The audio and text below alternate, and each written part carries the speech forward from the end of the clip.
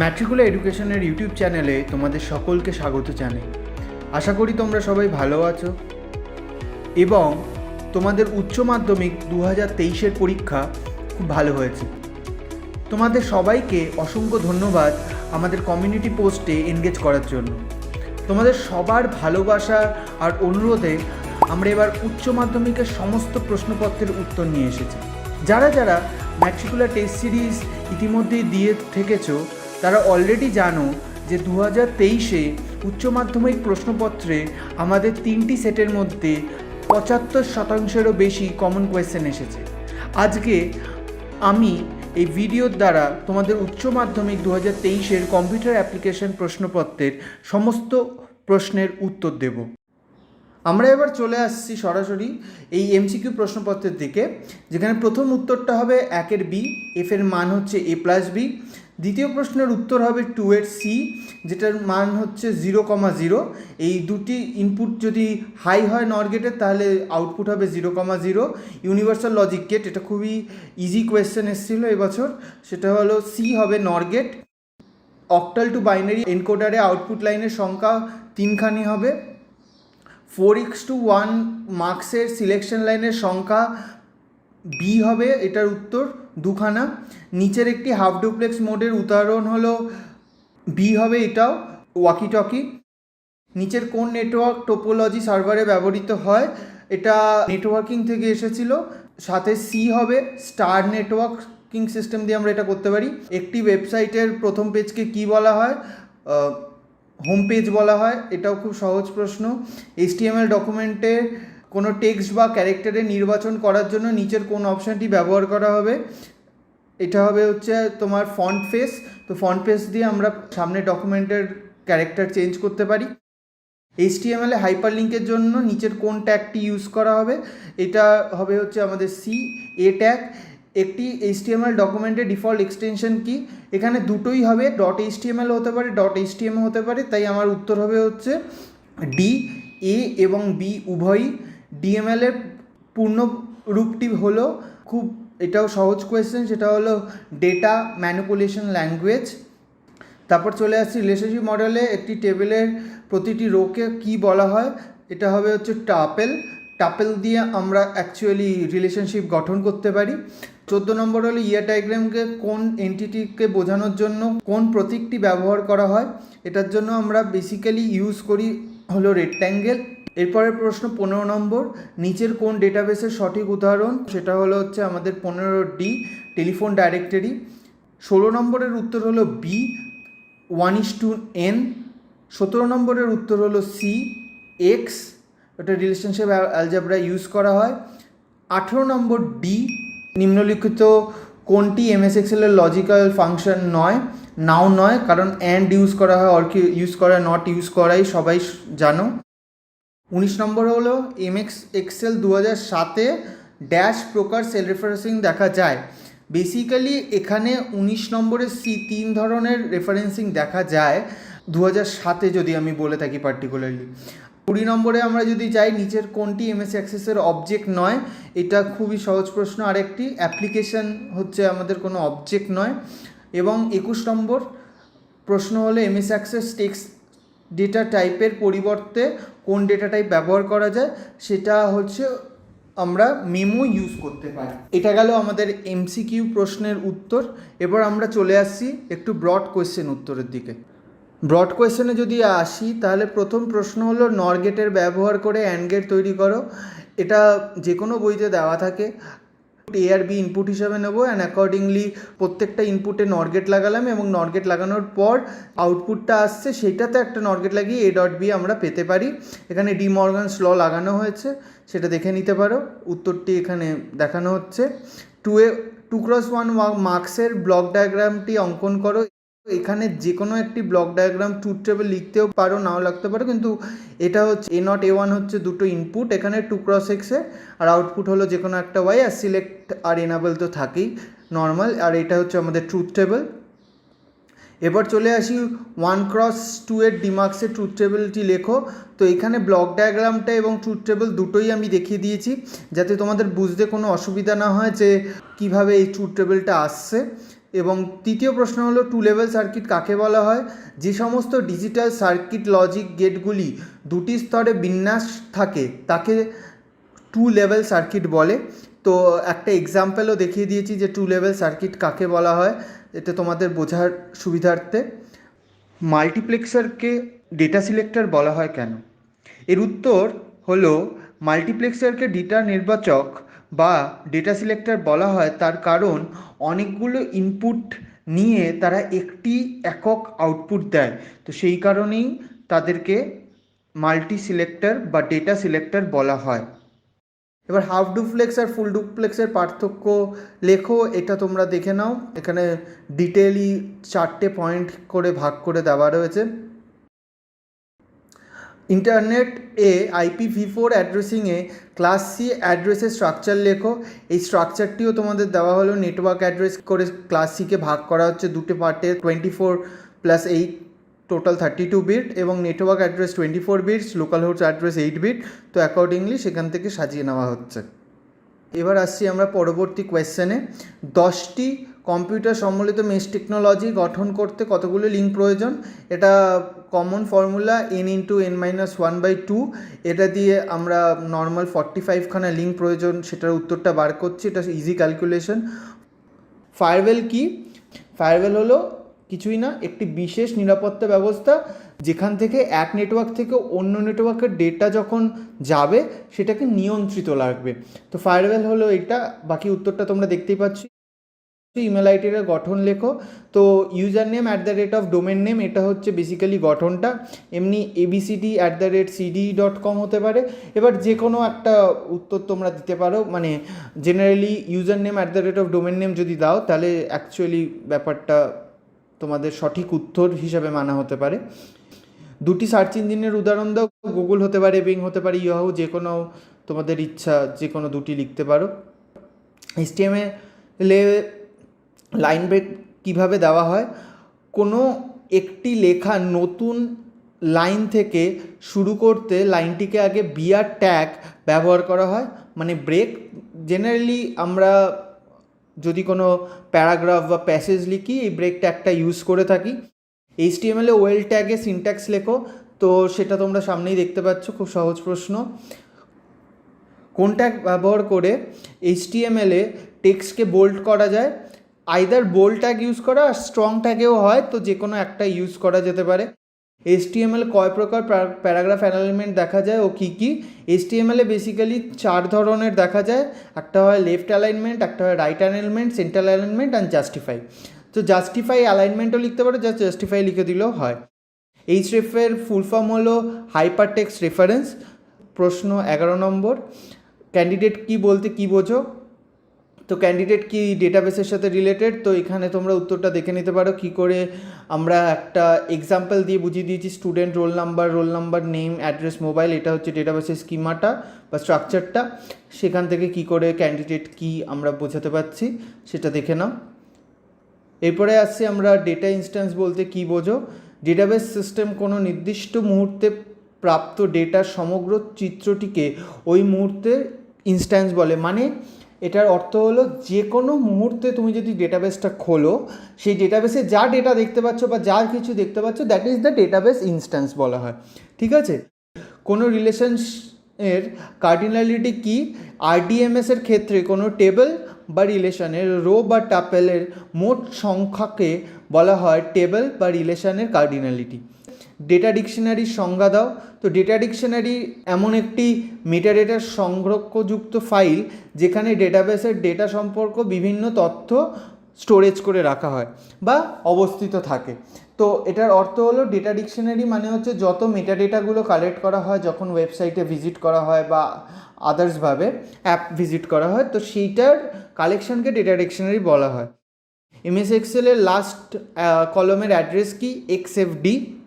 MS Excel-এ concatenate ফাংশনের কি কাজ? কিছুই না। কনক্যাটিনেট ফাংশন কি করে? দুটো স্ট্রিং যদি থাকে আমাদের ওখানে কনক্যাট করে দেয়, বা যে কোনো ইন্টিজারকেও করতে পারে। তো একাধিক টেক্সট স্ট্রিং এবং স্ট্রিং করার জন্য কনক্যাটিনেট ফাংশনটি ব্যবহার করা হয়। .concat ইউজ করলে তখন তোমরা কনক্যাটিনেট করতে পারো, আর প্লাস ইউজ করলে স্ট্রিংগুলো কনক্যাটিনেট হবে কিন্তু নাম্বারগুলো যোগফল হয়ে যাবে। সেই হিসাবে এক্সাম্পল করে দিতে পারো তোমাদের ইচ্ছে। এমএস এক্সেলে লুকআপ উইজার্ডের কাজ কি? অন্য টেবিলের ভ্যালুকে ব্যবহার করা, এটাই হচ্ছে লুকআপ উইজার্ডের কাজ। এমএস অ্যাক্সেসে শো টেবিল ডায়ালগ বক্সের কাজ কি? তো এমএস অ্যাক্সেসে দুটি টেবিলের মধ্যে রিলেশনশিপ তৈরি করতে অথবা কোনো কোয়ারি তৈরি করতে টেবিলগুলোকে শো টেবিল ডায়ালগ বক্স থেকে সিলেক্ট করতে হয়। তো এই কোয়ারি জেনারেশনের ক্ষেত্রে আমাদের এমএস অ্যাক্সেসে শো টেবিল ডায়ালগ বক্সের থাকে। তো এরপর চলে আসছি ডেসক্রিপটিভ অ্যান্সারে, যেখানে আমাকে ট্রুথ টেবিল ব্যবহার করে ফুল সাবস্ট্রাক্টার সার্কিটের ডিফারেন্স ও বড় এর লজিকগুলি ডিরাইভ করো এবং লজিক ডায়াগ্রামটি অঙ্কন করো। তো এটা হলো আমার ব্লক ডায়াগ্রাম সাবস্ট্রাক্টার সার্কিটের। সেটার দিয়ে আমরা একটা ফার্স্টে ট্রুথ টেবিল লিখছি। তো ট্রুথ টেবিল দিয়ে তারপর আমরা এক্সপ্লেন করছি A and B are the input variables, borrowing is the third input which represents borrow, diff and borrow are the outputs that define the output values, এবং 8খানা রোজ রয়েছে। তো তারপর এসওপি কে ম্যাপ দিয়ে আমরা কে ম্যাপটা তৈরি করলাম, যেখানে যেখানে বসানোর অ্যাকর্ডিং টু দ্য ডিফারেন্স আর বড়োর যে ফর্মুলাটা আসলো। এবং তারপরে আমরা কনস্ট্রাকশন অফ ফুল সাবস্ট্রাক্টার অ্যারে, এটা একটা ব্লক ডায়াগ্রাম হিসেবে দেখতে পারো। অ্যান্ড অ্যাকর্ডিংলি এটা হচ্ছে ফাইনাল আউটপুট, যেটা হচ্ছে এই ডিফারেন্স আর বড় থেকে করে ডিরাইভ করে করা হয়েছে। ঠিক আছে, এরপর চলে আসছি আমরা বিতে। 1x4 ডিমার্কসের সার্কিট ডায়াগ্রামটি অঙ্কন করো। তো ফার্স্টে সার্কিট ডায়াগ্রাম অঙ্কন করার জন্য আমার ট্রুথ টেবিলটা চাই। তো ট্রুথ টেবিলটা আমরা এখানে দেখালাম। তারপর ট্রুথ টেবিল দিয়ে যেই আউটপুটগুলো রয়েছে সেগুলোর ফর্মুলা লিখলাম, অ্যান্ড অ্যাকর্ডিংলি বাকিটা ডায়াগ্রামটা রিপ্রেজেন্ট করে দিচ্ছি। এরপরের প্রশ্নে চলে যাই। একটি 3 to 8 ডিকোডারের ট্রুথ টেবিলটি লেখো এবং লজিক ডায়াগ্রামটি অঙ্কন করো। তো 3 to 8 লাইন ডিকোডারের আমরা এটা হচ্ছে ট্রুথ টেবিলটা, তোমরা দেখে নিতে পারো। তারপরে ওই ট্রুথ টেবিল থেকে আমাদের প্রত্যেকটা আউটপুট ফাইলের জন্য যেই আউটপুটটা আসছে সেটা সেইভাবে লেখা হচ্ছে, এবং সেখান থেকে ডাইরেক্টলি 3x8-এর যেই অ্যাকর্ডিং টু দ্য ফার্স্টে x0 y0 z0, তো ফার্স্টে আমরা x0 y0 নিলাম, তারপর z0 নিলাম, যেটা হচ্ছে D0-র জন্য। তো এরকম করে আউটপুট ফাইলগুলো এক এক করে বার করলাম। এরপর চলে আসছি ডিকোডার ও এনকোডারের মধ্যে দুটো পার্থক্য লেখো। তো এটা তোমরা দেখে নিতে পারো। আমি টোটাল 6খানা পার্থক্য লিখেছি, যে কোনো দুটো পছন্দ তোমরা লিখতে পারো। দুটি হাফ অ্যাডার ব্যবহার করে ফুল অ্যাডার গঠন। তো এখানে আমি ডাইরেক্টলি আর আধা করে ট্রুথ টেবিল বা কিছু করিনি, এখানে ডাইরেক্টলি দুটো হাফ অ্যাডারকে যোগ করে কী করে ফুল অ্যাডার হয়, এটা যে কোনো বইতেই থাকে। তো এটা সহজ প্রশ্নের ভেতরেই পড়ে। HTML-এ কোনো টেক্সটকে হেডিং দেওয়ার জন্য কোন ট্যাগ ব্যবহার করা হয়, সেটি কয় প্রকার ও কী কী? HTML-এ বেসিক্যালি H1 থেকে H6 ট্যাগ ইউজ করা হয়। তো H1 হচ্ছে সবার থেকে গুরুত্বপূর্ণ ট্যাগ, কারণ হেডিং 1 বলা হয় যেটাকে, আর হেডিং 6 হচ্ছে সবচেয়ে কম গুরুত্বপূর্ণ, যেটাকে H6 বলা হয়। এরপরের প্রশ্নটা হলো পিকচার 1 জেপিজে পিকচারটিকে ওয়েব পেজে ইনসার্ট করার জন্য প্রয়োজনীয় সিনট্যাক্স লেখো। তো আমি এখানে সিনট্যাক্সটা লিখে দিয়েছি, ইমেজ সোর্স পিকচার 1 জেপিজে। এখানে অলটা লিখতেও পারো, নাও লিখতে পারো, এটা জাস্ট অল্টারনেটিভ টেক্সট হিসেবে ঢুকিয়ে দেওয়ার জন্য আমি লিখেছি। বাট আপ টু যদি image SRC equal to picture 1.jpg অবধিও লেখো তাহলেও হবে। এরপরে তুমি অনেক কিছু ঢোকাতে পারো, যে ফাইলের না অল্ট কি, বোল্ড করবে কি, স্টাইলিং করবে, যা স্টাইলিং লাগবে সেগুলো করতে পারো।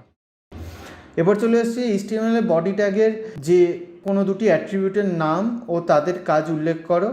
তো এখানে অনেকগুলো অ্যাট্রিবিউট দিয়েছি, তো যে কোনো দুটোই তোমরা দেখে নিতে পারো এবং তোমাদের পছন্দ মতো লিখে নিতে পারতে। এবার চলে আসছি নিম্নলিখিত HTML ট্যাগগুলির কাজ লেখো। ফন্ট আর HR-এর। তো ফন্টের হরফের ফেস ফন্টের আকার এবং পাঠ্যের রং নির্দিষ্ট করে, আর HR ট্যাগ সমান্তরাল রেখার তৈরি করে। তো এই দুটো তোমরা জানো আশা করি। কোনো টেক্সটকে কীভাবে সাবস্ক্রিপ্ট ও সুপারস্ক্রিপ্টে HTML কোডে লিখতে হয় সেটা সাবট্যাগ দিয়ে SUP অ্যান্ড SUB। SUP মানে হচ্ছে সুপারস্ক্রিপ্ট আর SUB মানে হচ্ছে সাবস্ক্রিপ্ট। তো সেই হিসেবে করা যায়। কন্টেনার ট্যাগে এবং এমটি ট্যাগের মধ্যে পার্থক্য লেখো। আমি পার্থক্যটা লিখে দেখিয়ে দিলাম, এখানে তোমরা দেখে নিতে পারো। একটু আগেই বললাম HR tag which is empty ট্যাগের ভেতরেই পড়ে, তো এটা তোমরা দেখে নিতে পারো। এবার উদাহরণ দিয়ে কার্টেশিয়ান প্রোডাক্ট, সিলেকশন আর প্রজেকশন।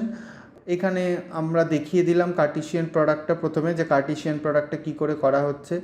R1 একটা ডেটা সেট আর R2 হচ্ছে আরেকটা ডেটা সেট, সেটা তো কার্টেসিয়ান প্রোডাক্ট করলে কী উত্তর আসবে এটা এক্সাম্পল দিয়ে আমরা পুরো টেবিল দিয়ে বুঝিয়ে দিলাম প্রত্যেকটা ব্রাঞ্চ অনুযায়ী। তারপরে আসছে আমাদের হলো সিলেকশন কি, এবং তারপরে আসছে হলো আমাদের প্রজেকশন কি, দুটো একসাথে তোমরা দেখে নিতে পারো, একই উইন্ডোতে আসছে। এবার আসি হচ্ছে যেটা একটু স্টুডেন্টরা ফেসেছিল, সেটা হলো এই এসকিউএল কোয়ারিতে। তো আমি এসকিউএল কোয়ারিটা তোমাদেরকে দেখিয়ে দিচ্ছি। তো এটা আমাদেরকে টেবিল দেওয়া হয়েছিল, তো বা তোমাদেরকেও দেওয়া হয়েছিল, তো কোয়েশ্চেন পেপারে টেবিলটা এইটা এসেছিলো। এবং প্রথম প্রশ্নটা তোমরা দেখতেই পাচ্ছ। তো প্রথম প্রশ্ন হবে হচ্ছে সিলেক্ট, প্রথমে পিনেম এবং প্রাইস, কারণ আমাকে বলেছে প্রোডাক্ট এর প্রাইস 2000-এর বেশি, তো আমাকে প্রোডাক্ট নেমটা নিচ্ছে আর প্রাইসটা নিচ্ছে, কারণ এই দুটোই আমাকে প্রিন্ট করতে হবে। ফ্রম প্রোডাক্ট, যেটা হচ্ছে আমার মেন টেবিলটা, where price is greater than 2000, ঠিক আছে, কারণ আমাকে প্রোডাক্টের প্রাইস 2000-এর বেশি হতে হবে। তো সেরকম করে যে আউটপুটটা আসছে সেটা তোমাদেরকে দেখাচ্ছি। সমস্ত প্রোডাক্টের ডিটেলস দেখানোর জন্য তাদের ম্যানুফ্যাকচারিং কোম্পানি এলজির যে সমস্ত প্রোডাক্টের ডিটেলস দেখানো সমস্ত নিম্নলিখিত, select star from product where company LG. তো আমার ডেটাবেসে যেই কোম্পানিগুলো এলজি আছে সেইগুলোই শুধু দেখাবে। এখানে আমার আউটপুট আসার কথা 3টে, আমরা একবার দেখে নিই। 3খানায় আউটপুট আসছে এই কোয়ারিতে। তো এটা হবে কোয়ারিটা। তৃতীয় নম্বরের জন্য select star from product order by price ascending. তো এএসসি মানে হচ্ছে অ্যাসেন্ডিং অর্ডারে, তো সেই অনুযায়ী আমরা অ্যাসেন্ডিং অর্ডারে জিনিসটাকে সাজিয়ে দিয়েছি, ঠিক আছে। এরপর আমরা 6 নম্বর কোয়েশ্চেনে আসছি। এমএস এক্সেলের সেল মার্জের পদ্ধতিটি লেখো। তো আমি এই পদ্ধতিটি এখন স্ক্রিনে দেখাচ্ছে, তো তোমরা সেই পদ্ধতিটি লিখে দিতে পারতে। তারপরে হচ্ছে এমএস এক্সেলের রেঞ্জ বলতে কী বোঝো, উদাহরণ দাও। তো সেটারও রেঞ্জ বলতে কী বোঝো সেটা চলে আসছে স্ক্রিনের উপর। টুডে ও কাউন্টিফে ফাংশানগুলির কাজ লেখো। তো কাউন্টিফ টুডে হচ্ছে টুডের ডেটটা দেয়, আর কাউন্টিফ করে হচ্ছে কোনো নির্দিষ্ট ক্রাইটেরিয়ানে কোনো ডেটা সিলেকশন করার জন্য ব্যবহৃত হয়। এমএস এক্সেলে কোনো নতুন ওয়ার্কশিট কীভাবে সংযোজন করা হয়, তো ওয়ার্কস্পেস দিয়ে ওয়ার্কশিটের যে ট্যাবটা থাকে সেটা দিয়ে করা যায়, কন্ট্রোল ট্যাব দিয়ে। তো সেটাই লেখা রইলো, একবার পড়ে নিও তোমরা। রিলেটিভ সেল রেফারেন্সেরও টিকা লেখা রইলো, তোমরা দেখে নাও। এমএস এক্সেলের ডিজাইন ভিউ ডেটা সেট ভিউয়ের দুটি পার্থক্য লেখো। তো এখানে পার্থক্যগুলো ডিজাইন ভিউ আর ডেটা সেট ভিউয়ের কী রয়েছে সেটা দেখানো হলো। এমএস এক্সেলের দুটি টেবিলের রিলেশনশিপ তৈরি করে পদ্ধতি ব্যাখ্যা করো। তো 1 to many, 1 to 1, many to many, এই 3টে রিলেশনশিপ হয়। একটা এক্সাম্পল নিয়ে আমরা ডেটা সেটটা দেখিয়েছি যে কী করে করা যায় এমএস অ্যাক্সেসে স্টেপ বাই স্টেপ। এরকম উত্তর বোধহয় আর কোথাও পাবে না, এরকম ডিটেলড উত্তর কোনো চ্যানেলে। আমাদের ভিডিওটা বলে রাখি, যদি পছন্দ হয়ে থাকে মাঝখানে সাবস্ক্রাইব এবং লাইক করে দেবে ভিডিওটাকে।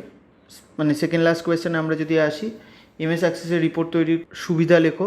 তো সুবিধা দুটি, রিপোর্ট উইজার্ডের কী সুবিধা, ডিজাইন ভিউয়ের কী সুবিধা, এই দুটো লেখা রইলো, তোমরা পড়ে নিও, এখান থেকে পড়ে নিতে পারো।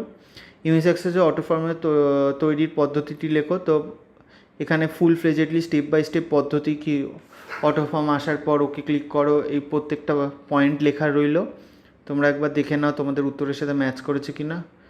এবং যারা পরের বছর পরীক্ষা দেবে এরকম করে উত্তরটা লিখবে যাতে ফুল মার্কস পাওয়া যায়। সিলেক্ট কোয়ারি ও ক্রস ট্যাবের দুটি পার্থক্য, এখানে আমি 4টি পয়েন্ট দিয়েছি পার্থক্যের, তো তোমরা যে কোনো দুটো লিখতে পারতে। এবার চলে আসছি লাস্ট কোয়েশ্চেনে। আবার বলছি, যদি আমাদের চ্যানেলের ডিটেলড উত্তর দেওয়ার পদ্ধতিটি ভালো লেগে থাকে আমাদের দয়া করে সাবস্ক্রাইব এবং লাইক করবে।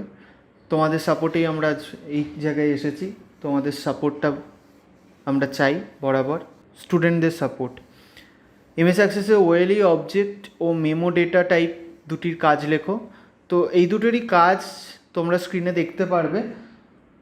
তো দুটি কাজ তোমরা তোমাদের মতো লিখেছো আশা করি, এবং আশা করি তোমাদের উচ্চ মাধ্যমিক পরীক্ষা ভালো হয়েছে। আমার আজ এখানেই ইতি, এবং এই ভিডিওটি থেকে আশা করি তোমরা তোমাদের সমস্ত প্রশ্নের উত্তর পেয়ে গেছো ডিটেলডভাবে। আমাদের কম্পিউটার অ্যাপ্লিকেশনের শিক্ষক যিনি এই প্রশ্নপত্রের উত্তর বাড়াতে সাহায্য করেছেন তাকে অসংখ্য ধন্যবাদও জানাই। ম্যাট্রিকুলার এডুকেশন ইউটিউব চ্যানেলে চোখ রেখো পরবর্তী অন্যান্য বিষয়ের প্রশ্নপত্রের উত্তর এবং সমাধান মিলিয়ে নেওয়ার জন্য এবং সঠিক উত্তর পাওয়ার জন্য। ধন্যবাদ।